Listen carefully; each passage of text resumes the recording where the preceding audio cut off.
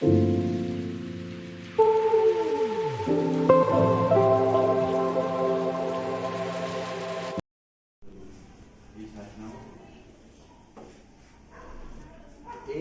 सबसे ज्वलंत प्रश्न रहता है कि आफ्टर 10th हम किस कैरियर की ओर जाएं, किस तरफ अपना भविष्य बनाएं और 12th में हम कौन से सब्जेक्ट में किस स्ट्रीम की तरफ जाएं कि हमें लक्ष्य अपना प्राप्त हो। एक सपना है हमारा, सपना हमारा पूरा हो। तो उसके अकॉर्डिंग 10th और 12th के स्टूडेंट्स यहाँ पर मौजूद हैं, 12th के ज़्यादा हैं। तो बहुत ही अच्छी बात है कि आप लोग नेक्स्ट ईयर डिग्री कॉलेज में जाएंगे और डिग्री कॉलेज के बाद बहुत सारे ऑप्शन होते हैं आपका इंटरमीडिएट कि हम क्या कर सकते हैं अपनी लाइफ में। तो जब कभी भी हम किसी भी प्रतियोगी युग में जाते हैं, कंपटीशन के एरा में जाते हैं, तब हमारे सामने बहुत सारे चैलेंजेस होते हैं, चुनौतियाँ होती हैं और हमें उनको पूरा करना होता है। क्या आप लोगों को पता है कि अगर यूपी लेवल की कोई वैकेंसी आती है, एग्ज़ाम होता है, और नेशनल लेवल की कोई वैकेंसी आती है, एग्ज़ाम होता है, then how many candidates are appear, कितने कैंडिडेट्स वहाँ पर अपीयर्ड होते हैं? एनीवन? अगर यूपी लेवल का कोई एग्ज़ाम निकलता है, PSI का हो गया और जितनी भी लोकपाल वगैरह की वैकेंसी निकलती हैं, स्टेट लेवल की जितनी वैकेंसी निकलती हैं, इसमें कितने कैंडिडेट बैठते हैं? More than 1 lakh, more than 1। एक नॉर्मल वैकेंसी के लिए 1 लाख कैंडिडेट कम से कम आता है अपने लक पर आजमाने के लिए। और अगर इसी वैकेंसी को हम बैंक की वैकेंसी कर दें और ऑल ओवर इंडिया लेवल पे कर दें, तो SBI में क्लर्क की वैकेंसी, उसमें ऑल ओवर इंडिया जो लेवल आता है कैंडिडेट्स का, जो अपीयर्ड होते हैं, 25 lakhs to 40-50 lakhs all over India. जहाँ पर वैकेंसी है 10,000, 15,000, 5,000, 8,000 ऐसे वैकेंसी है, उन वैकेंसीज में लाखों कैंडिडेट अपने लक्ष्य को आजमाते हैं और प्रतियोगिता को देने जाते हैं। लेकिन वहाँ पर पेपर देना तो बहुत आसान है, सिलेक्शन किसका होगा? हाँ, जिसने तैयारी की है। तो सिलेक्शन लेने वाले कौन कैंडिडेट होते हैं, आज हम लोग उनकी बात करें। तो हम किसी भी कंपटीशन में जाने के पहले, किसी भी कंपटीशन में हमें क्या क्या ध्यान रखना है, कितना ध्यान रख करके हम किसी भी कंपटीशन को बीट कर सकते हैं। ऐसे कौन कौन से पॉइंट हैं जिन पॉइंट्स पर हम अगर आज की डेट से चलना स्टार्ट कर दें तो हमें सक्सेस मिल जाएगी। तो इसके लिए हम आपको चाहेंगे कि आप रजिस्टर पेन, कॉपी पेन अपना तैयार रखें। जो भी आपको लगता है कि कुछ इन्फॉर्मेशन इम्पोर्टेंट है हमारे लिए, उसको आप लोग नोट करते चले। जिसके पास जाते हैं एग्जाम को देने, पेपर को देने, उस समय जो विनर होते हैं वो क्या करते हैं?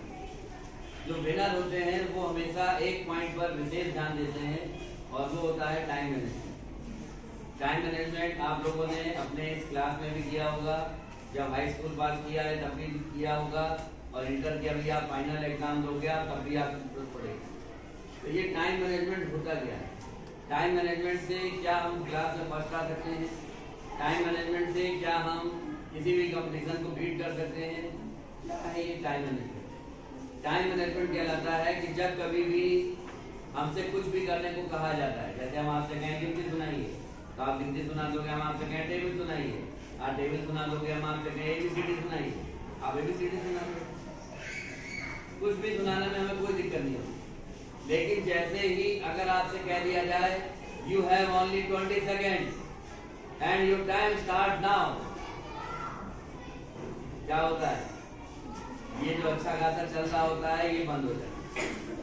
जैसे ही रिवर्स क्लॉक चलती है, जैसे ही रिवर्स क्लॉक स्टार्ट होती है, हमारा टाइम मैनेजमेंट सारा इधर का उधर हो जाता है। ऐसा होता है कि नहीं होता है? क्योंकि जब हम घर में पढ़ने बैठते हैं तो हमें सब कुछ आता है। जब हम घर में पढ़ने बैठते हैं तो हमें लगता है कि हम तो लिख लेंगे, हम तो कर लेंगे, लेकिन जब पेपर में देने आते हैं तो रिवर्स क्लॉक चल रही होती है। टीचर आते हैं, कॉपी बांटते हैं, पेपर बांटते हैं और टाइम स्टार्ट नाउ।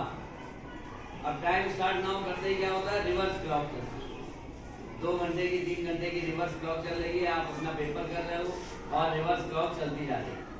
तो ये जो रिवर्स क्लॉक का प्रेशर है, इस प्रेशर को अगर आपने अपने रूटीन में लिया है तब तो आप कंपटीशन निकाल लो।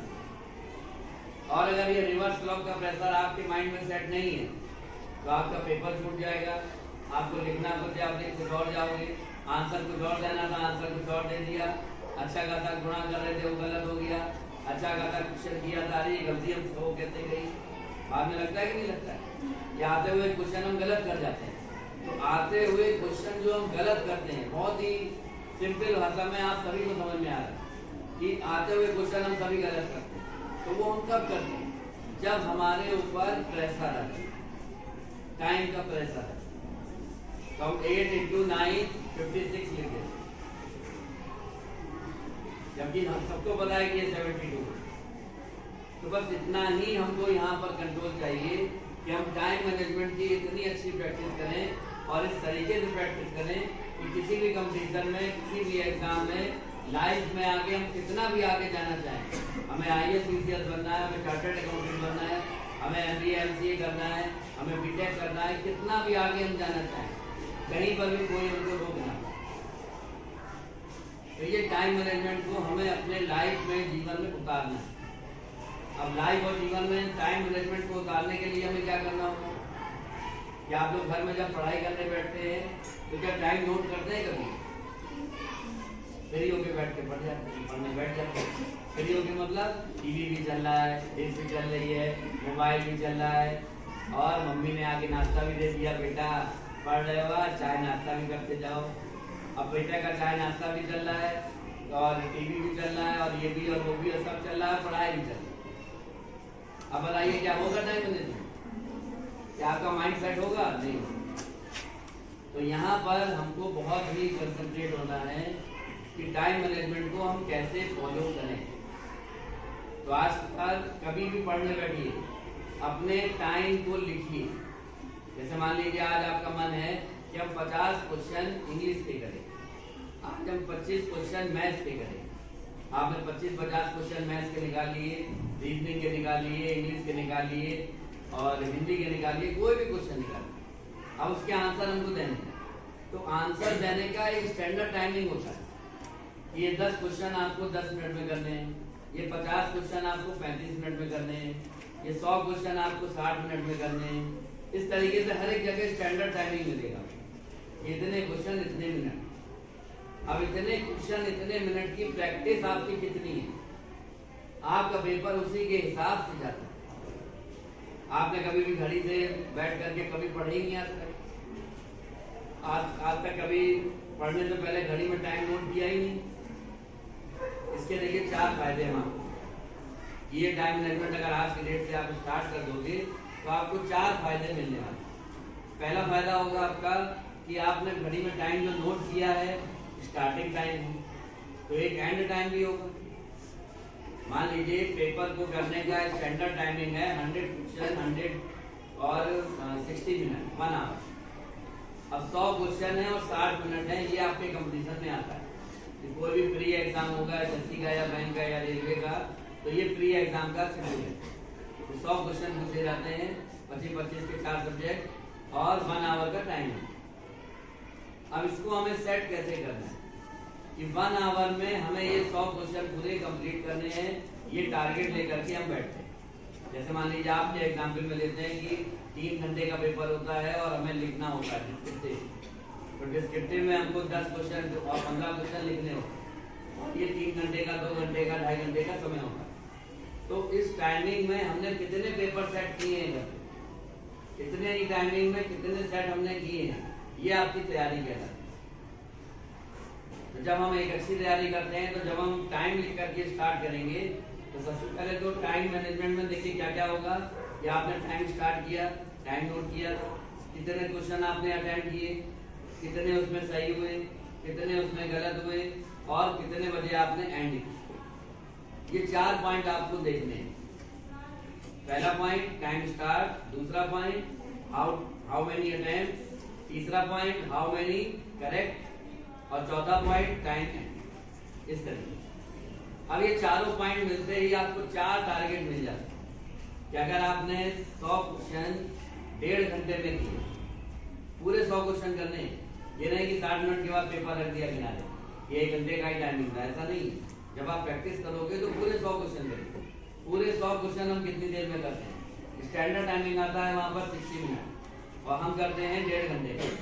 तो हमें अगला टारगेट क्या मिला कि हमें 1.5 घंटे से कम में करना है। ये टारगेट मिला कि नहीं मिला हमें?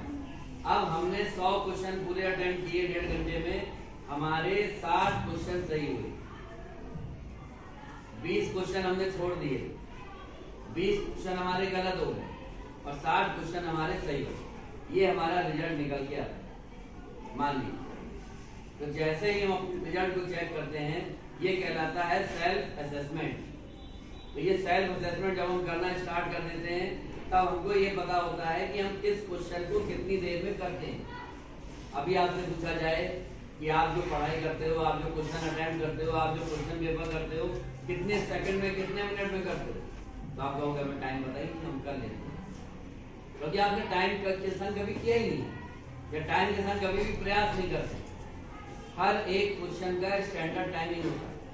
उस स्टैंडर्ड टाइमिंग में हमारा क्या स्टैंडर्ड टाइमिंग है, ये हमको पता होना चाहिए।